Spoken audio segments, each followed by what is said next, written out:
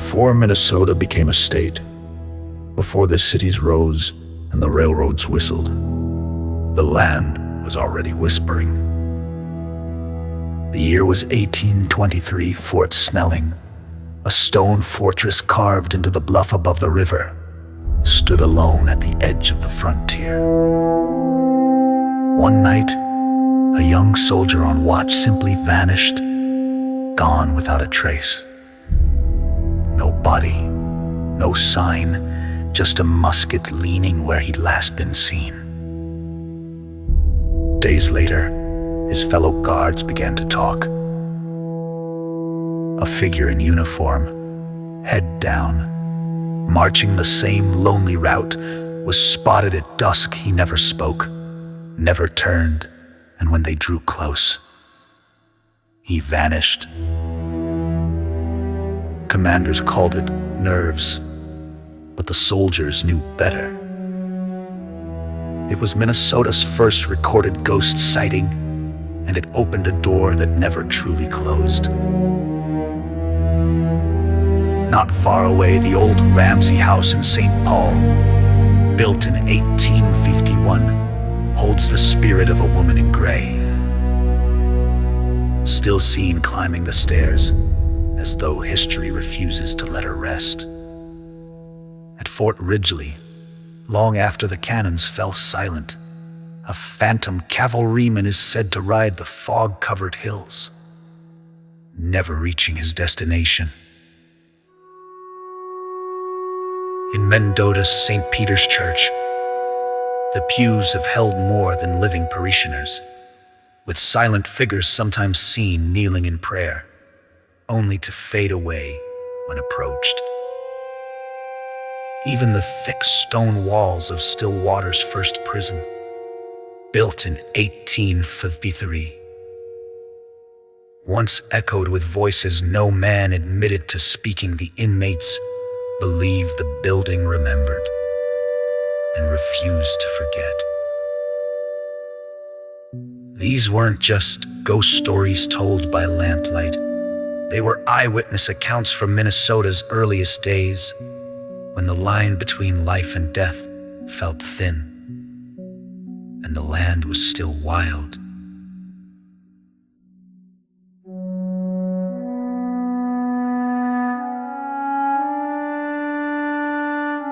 So remember, the past doesn't always stay buried. And now, you are about to enter the mysterious Minnesota History Zone.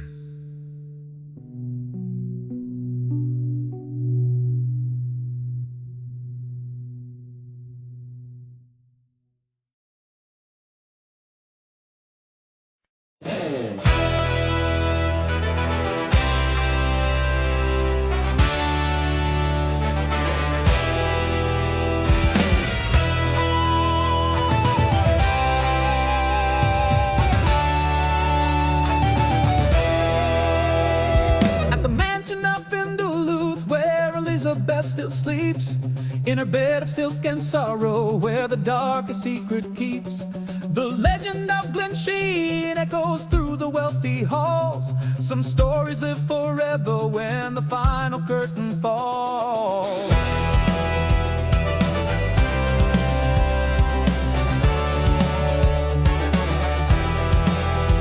There's a phantom truck that's guarding sacred ground, they say, on Gray Cloud Island, watching over those who passed away. A hero spirit standing guard through fog and endless night. Some souls just keep on fighting long after their last fight.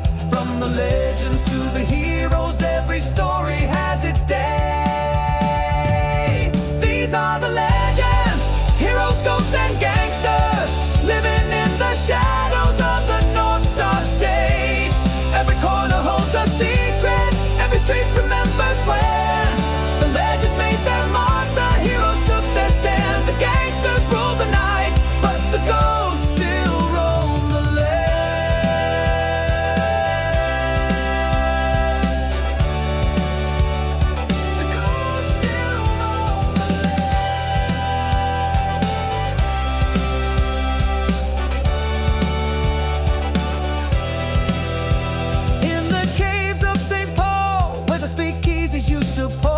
You can hear the Tommy gun still echoing through the door. The gangsters thought they owned the night, they thought they'd never fall. But time collects on everyone who answers to its call. From the gangsters to the spirits, every tale must find its way. These are the legends, heroes, ghosts, and gangsters, living in the shadows of the North Star State. Every corner holds a secret, every street remembers when the legends made their mark, the heroes took their stand. The gangsters ruled the night, but the ghosts still roam the land.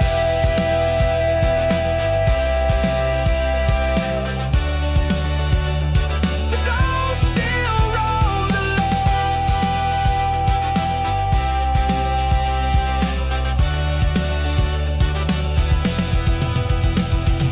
Legends, heroes, ghosts, and gangsters, come and hear their stories told. Minnesota's past ain't buried, it's just waiting to unfold. These are the legends, heroes, ghosts, and gangsters, living in the shadows of the North Star State.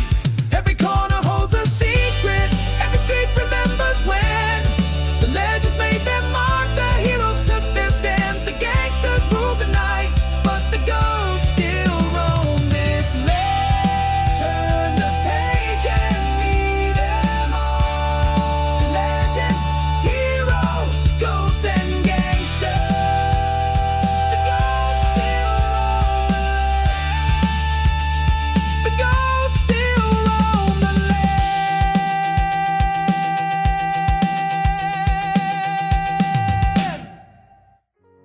Tonight we raise a glass to two legendary mischief makers who helped shape Minnesota's capital, not with politics, but with whiskey and wit. The first, Pierre Pig's Parent, a one-eyed bootlegger kicked out of Fort Snelling, where he set up shop in a cave and gave birth to a city. The second, Joseph Jolly Joe Roley, the legislator who quite literally stole the bill naming St. Peter the state capital, then vanished for days, drinking and playing cards in a brothel until it was too late to stop St. Paul from taking the crown. Some say their ghosts still meet at midnight, toasting the night they outwitted the powerful. And if you listen close, you might just hear Pig's Eye laughing in the wind. This is the night St. Peter became St. Paul. Minnesota gamblers.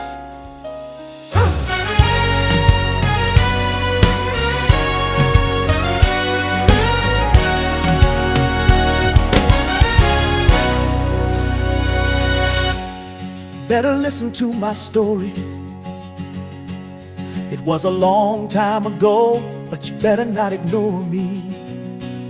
There was an outpost known as Pig's Eye on the Mississippi River, where the Frenchmen sold supplies while your whiskey was delivered. The town, built on alcohol, soon became a city. How it became state capital isn't quite so pretty. Pig's Eye got converted just like the Apostle Saul. Got religion overnight and turned into St. Paul. Pig's Eye's ghost was laughing while Minnesota shivered. There's whiskey barrels floating down the Mississippi River. The hopes and dreams and plans and schemes were all gonna fall the night St. Peter became St. Paul. Governor Willis Gorman hated St. Paul town. It was built on the Mississippi, where the river rats abound, with statehood coming up. St. Paul was such a vile place, swore he'd make St. Peter capital of that state. He owned a lot of land there, knew this would make him rich. Gorman even got a bill passed, but there was one tiny glitch. The bill needed his signature, something he hadn't figured. When the legislature ended, that bill never got delivered. Pig's Eye's ghost was laughing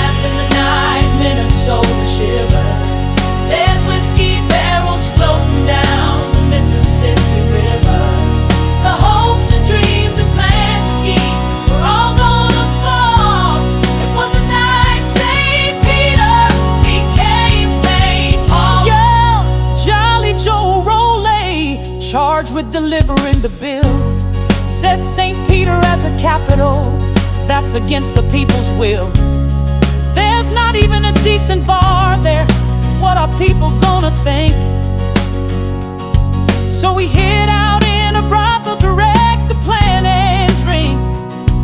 When Jolly Joe emerged, he'd sealed the fate of St. Paul. It was Pierre Pig's Eye's revenge from his town built on alcohol. St. Paul got the capital, the railroads and the trains. St. Peter got the hospital for the criminally insane. Ice ghost was left in the night, Minnesota shivered. There's whiskey barrels floating down the Mississippi River. The hopes and dreams and plans and schemes were all gonna fall. It was the night St. Peter became St. Every midnight in St. Paul, All the ghosts of Joe and Pig's Eye meet to celebrate the city. They built from whiskey, just try to navigate the street. So raise your glasses high With Joe and Pig's Eye, and they're out. because of them, St. Peter turned out to be St. Paul.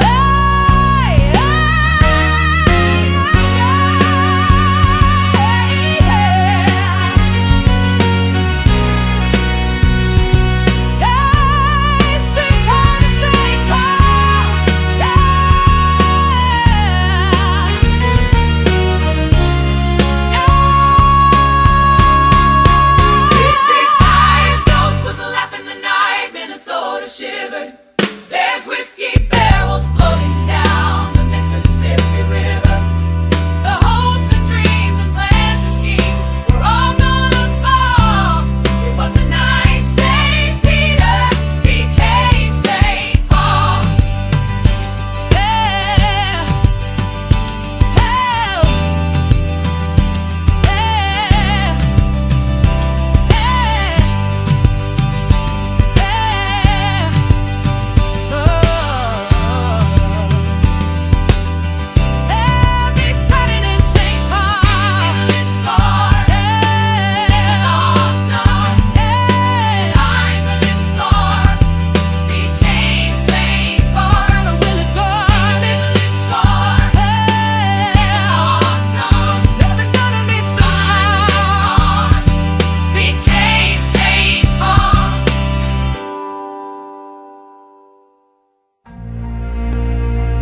In the heart of downtown St. Paul stands Minnesota's oldest active theater, the Fitzgerald. A grand old stage with red velvet seats, golden lights, and shadows that never left.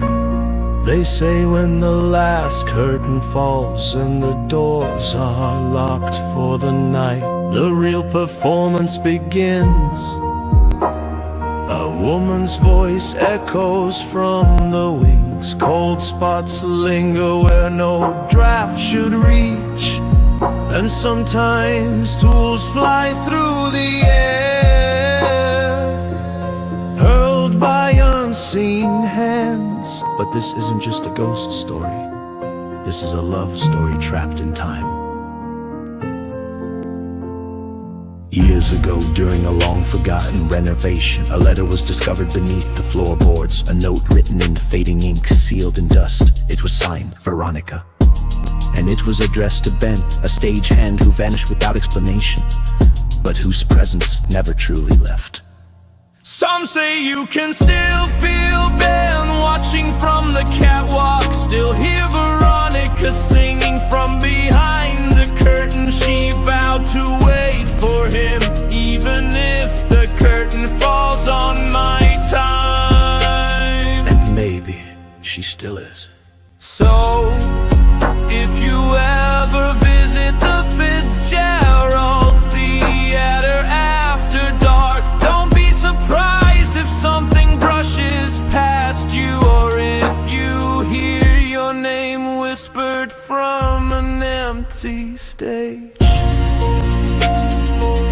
Because some stories don't end, they echo.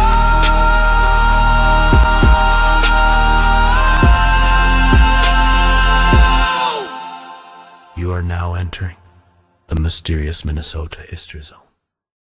He swept the stage when nights grew long. After the actors, after the song, the crowd had gone, the stars had dimmed, but something in the air called to him. A chill behind the crimson drape, a voice like silk he couldn't escape, and felt her near in every line. Veronica's voice crossing through time. He never knew love could echo so low, until he stood in the ghost light's glow. She kissed him once in the ghost light's glow. Now he's part of the show. She never left when the curtain came down. Still sings her lines when no one's around. In shadows and echoes she dances slow. They dance together in the ghost light's glow. They found it tucked where no one looks, behind the stage, between old books. A letter sealed in dust and time. Dear Ben, I'm yours beyond the line. A whispering and trembling hand. I'll wait for you, please understand.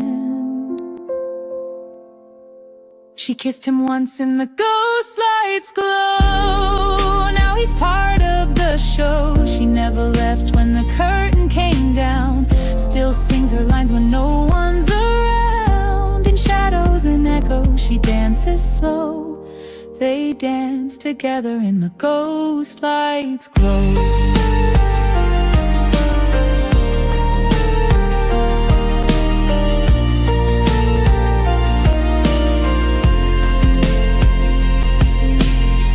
Every night he takes her cue beneath the lights, behind the blue.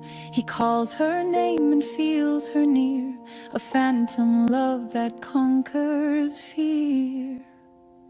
She kissed him once in the ghost light's glow. Now we'll never let go. She waits in the wings in a tattered gown, where stories linger and hearts resound. He steps through time when the footlights show. Still in love in the ghost light's glow. Ghost light's glow. They fell in love together in the ghost light's glow. Ghost light's glow. They fell in love by dancing together in the ghost lights. Ghost lights glow.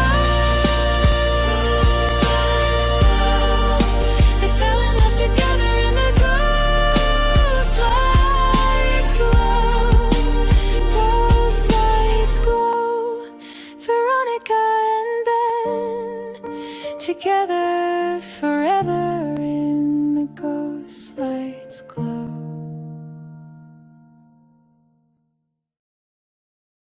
Stretching across the Mississippi River in the heart of Minneapolis, the Washington Avenue Bridge has long been a lifeline between the east and west bank of the University of Minnesota. But as thousands cross it every day, few realize they're walking over one of the most quietly haunted places in the state. This bridge has seen tragedy. Over the decades, it's been the final stopping point for several lost souls, including renowned poet John Berryman, who leapt to his death in 1972. Since then, strange occurrences have been reported with disturbing frequency. Early morning walkers have described seeing a lone figure ahead of them, a man in a long coat sometimes mumbling to himself. But when they blink, he's gone. Others have reported feeling a sudden drop in temperature halfway across the bridge, or hearing footsteps that echo just behind them, even when no one is near. One student claimed she heard a voice whisper her name, only to turn and find the bridge completely empty. Another swears they saw a shadowed figure step up onto the rail and then disappear without a sound. Some say you can hear fragments of poetry drifting on the wind, verses never published, perhaps never even written, murmuring faintly over the river like unfinished thoughts? Is it residual energy left behind by those who never made it across? A trick of wind and steel and memory? Or is there something darker? Something still watching, still waiting, just beyond the rails? You decide, but cross carefully, and don't look back too quickly, because you are now entering the mysterious Minnesota History Zone.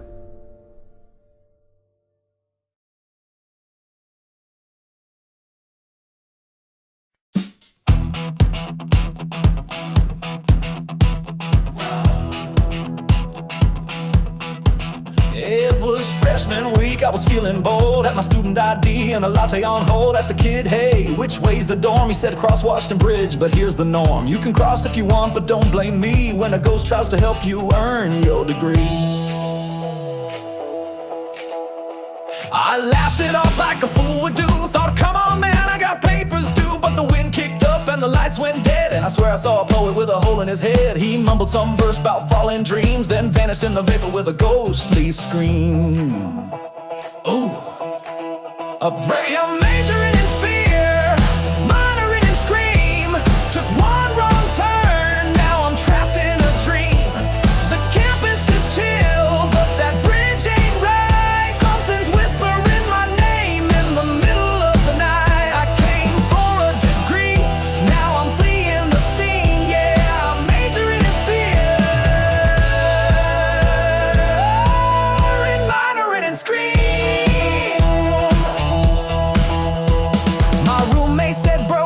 I said, yeah, if okay means haunted every day. My phone won't charge near the window seat, and there's chalk on the floor where I didn't lie feet. The bridge calls out with a banshee's moan, midterms and phantoms. I should have gone home. They say Berryman still walks the rail with a final thought in the midnight wail. If your earbuds glitch and your breath turns ice, that ain't physics, bro, it's ghost advice. At Dreed, I'm majoring in fear.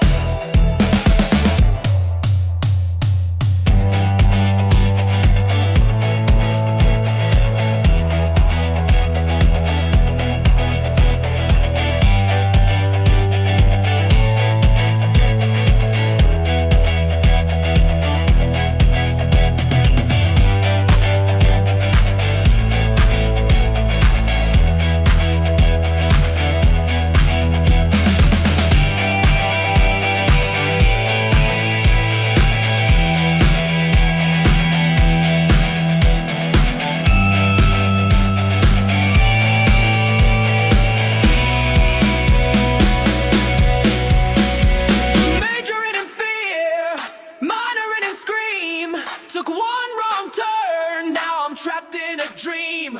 The campus